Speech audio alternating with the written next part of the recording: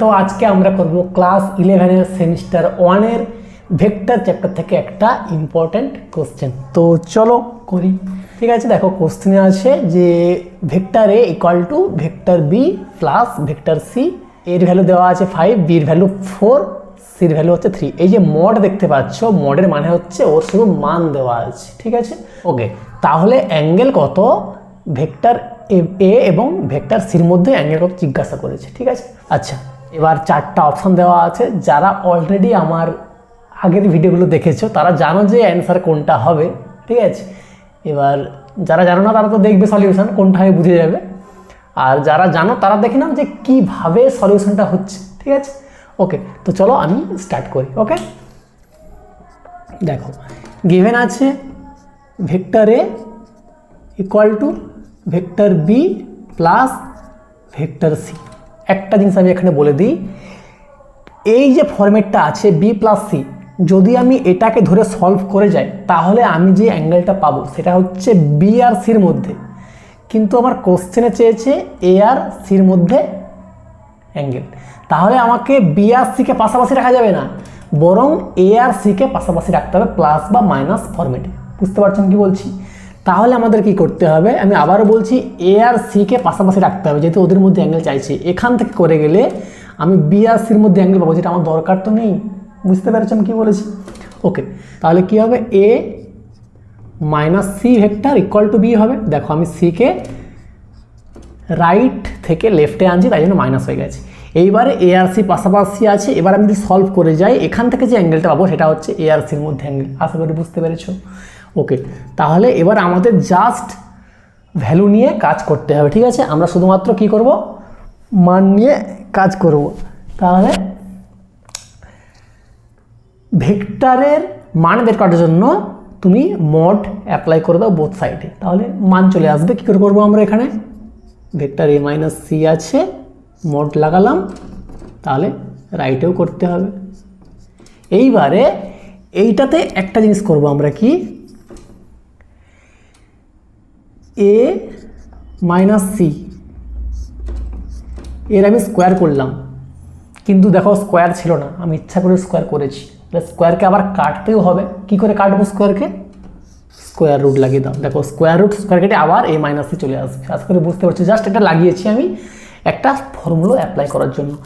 আর এটাতে যেহেতু একজন আছে, করে কিছু লাভ নেই, সো নর্মালি রেখে দাও। যদি আর কেউ থাকতো প্লাস বা মাইনাস, তখন এরকম করতাম। ঠিক আছে, একটা জিনিস বলে দিচ্ছি, তোমরা সবাই জানো, এখানে লিখে দিচ্ছি, এ মাইনাস বি স্কোয়ার, তার ফর্মুলা কী হয়, A square plus B square minus 2ab। এখানে সেই ফর্মুলাটা লাগাবো আমরা। তাহলে কি, স্কোয়ার রুট তো থাকলো যেমন আছে, ভেতরে দেখো এ মাইনাস সি তার হোল স্কোয়ার, তাহলে এ স্কোয়ার, মড কিন্তু মিস করবে না, A square plus B square, এখানে বি মানে সি, সি স্কোয়ার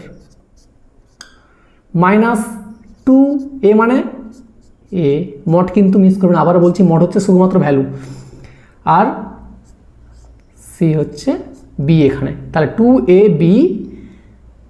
আর একটা জিনিস এখানে শুধু ভেক্টরের জন্য এক্সট্রা আসবে, সেটা হচ্ছে মনে রাখবে কস থিটা। ঠিক আছে, এটা এক্সট্রা আসে ভেক্টরে, কস থিটা, এটাই মনে রাখবে। সব একই, পুরো সেম, শুধুমাত্র কস থিটা এক্সট্রা আসে। ঠিক আছে, এইবারে আর রাইটে কি আছে, ইকুয়াল টু যেমন ছিল লিখে দিলাম।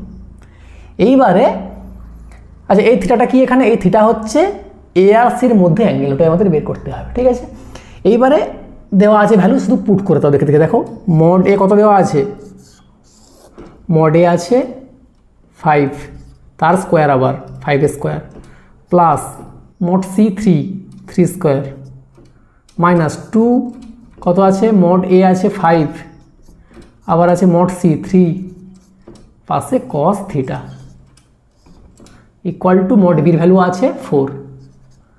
বুঝতে পেরেছ? এইবারে আচ্ছা, এতটা অবধি ক্লিয়ার? একটু মুছে দিচ্ছি আমি এখানে, বাকিটা করছি। তাহলে এটা কি হবে, 5 square 25 plus 9 minus 2 5 10, 10 3 30, 30 cos theta equal two 4, ঠিক আছে। ওকে, এইবারে এই যে স্কোয়ার রুটটা ওটা রাইটে গিয়ে কী হয়ে যাবে, স্কোয়ার হয়ে যাবে। তাহলে হবে কি 25 আর 9 অ্যাড করে দাও, ভেতরে কত হবে 34 মাইনাস 30 cos থিটা। কেউ আবার ভুলে 30কে অ্যাড করে দিও না, এর সঙ্গে এক্সট্রা cos থিটা আছে, মানে অ্যাড হবে না, ইকুয়াল টু তাহলে গিয়ে কী হবে 4 স্কোয়ার কত হয় 16। একটা স্টেপ জাম্প করলাম জাস্ট, তোমরা তো বুঝতেই পারছো তাই না। ওকে, তো আমাদের বের করতে হবে cos থিটা, তাহলে -30 cos থিটা লেফটে থাক, তুমি 16 মাইনাস 34কে নিয়ে যাও, হয়েছে। এইবারে তাহলে -30 cos থিটা ইকুয়াল টু হচ্ছে -34, তো বড় মাইনাস হয়েছে, আর মাইনাস করলে কত হবে 18, রাইট। এটা মুছে দিচ্ছি নিচেরটা। এইবারে মাইনাস মাইনাস কাটবে, cos থিটা ইকুয়াল টু হবে 18/30, তাহলে cos থিটা ইকুয়াল টু কী হবে 6 3 18, 6 5 30, 3/5।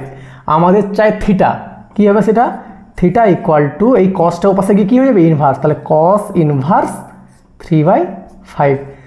যদি তোমরা ইনভার্স না জানো কেমন কাজ করে বলে দিচ্ছি, দেখো মনে করা আছে sine theta equal two x, তাহলে যদি বলে থিটা কত সাইন ইনভার্স উল্টো ওপাশে গিয়ে ইনভার্স এক্স। যদি বলে যে tan theta equal to y, তাহলে থিটা কত হবে বলো টেন ইনভার্স ওয়াই। একদম ওইভাবে এটা কাজ করেছে, দেখো কসটা গিয়ে হয়ে গেছে কস ইনভার্স, ঠিক আছে। এবার তো তোমরা অ্যান্সার বুঝতেই পেরে গেছো কোনটা হচ্ছে আমাদের অ্যান্সার। তাহলে বলো অ্যান্সারটা হচ্ছে আমাদের বির সঙ্গে মিলেছে, দেখো বি বি বি। যারা আমার ভিডিও দেখো আগেগুলো দেখেছো তারা জানো যে অ্যান্সার বি হবে। এবার কি করে হয়েছে এবার দেখে নিলে, ঠিক আছে। আশা করি তোমরা সবাই বুঝতে পেরেছ, ঠিক আছে। যদি বুঝতে না পারো আমাকে কমেন্টে জানিও। আমাদের দেখা হবে পরের ভিডিওতে সলিউশন নিয়ে একটা নতুন। Tata, bye bye, love you all.